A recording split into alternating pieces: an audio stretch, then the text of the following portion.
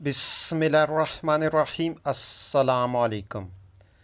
حضرت رسول خدا صلی اللہ علیہ وآلہ وسلم نے اپنے اصحاب سے دریافت کیا، عورت کس وقت اپنے رب سے قریب ہوتی ہے؟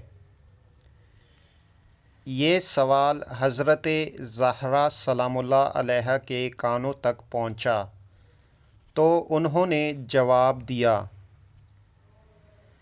اس وقت جب وہ سختی کے ساتھ اپنے پردے اور عفت کی حفاظت کر رہی ہو۔